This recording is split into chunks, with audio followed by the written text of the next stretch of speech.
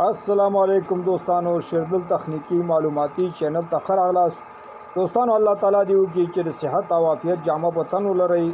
دوستانو زموږ د نن ورځې ټاپک او موضوع دا چې موږ څنګه کولی شو د هایډرومیټر په واسطه باندې د بیټرۍ درې قسمه حالات چیک کوو چې ادا یې دا بیټرۍ ختمه شوې ده که نه دا بیټرۍ نورمال حالات کې ده او که نه دا بیټرۍ اوریجنل صحیح ده دوستانو د چې غواړئ د دې په باره کې تاسې معلومات حاصل کړئ تاسې دا هایډرومیټر نه د دې په منځ کې یو ترمامیټر لګېدلی او درې علامې پرې لګېدلي دغه درې علامې چې دي دوستان یوه سور د 1100 پرې لیکل شوي یوه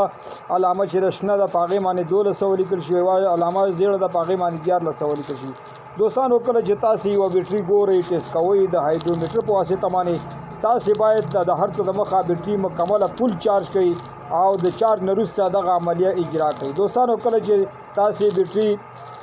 دغه عملیه اجرا کول او تاسې ته پکار دی چې د بیټرۍ شپږ واړه خانې باید د هایډرومیټر په واسطه باندې چیک کړئ داسې نه چې یوه دوه چیک کړئ نورې پرېږدئ په دې باندې تاسو ته پته لګي چې کم سیل د دې روغ دی کم سیل د دې خراب دی دوستانو لکه څنګه چې تاسو ته پته ده یوه بیټرۍ شپږ سیلونه لري او هر سیل چې دی 2.1 ولټ دی مجموعه د دې 12.6 ولټه ده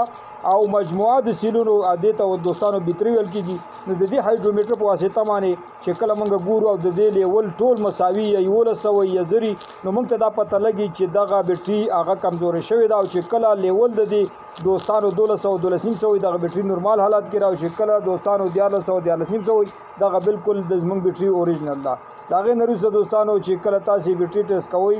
باید ټولې خانې چیک کړئ او د هغې تیزاب و لیول وګورئ دوستانو دلته موږ یو ډیمیج بیټرۍ لرو هغه موږ فل چارج کړې ده خو دغه بیټرۍ خرابه ده نو ګورئ تاسې ګورئ دوستانو چې دغه بالکل ترمامیټر اوچتېږي نه او دغه مکمل پاتې کېږي یعنې دا بیټرۍ دغه سیل چې دی مکمل ختم دی په دې طریقه دوستانو تاسې کولی شئ هر یو سیل هغه چیک کړئ که چېرته ټولې خرابې وي هم تاسو ته ښیي که روغې وي هم درته ښیي باقي زمونږ ویډیو همدومره وه الله تعالی مو خوشحاله او آباد او کامیاب ولرو السلام علیکم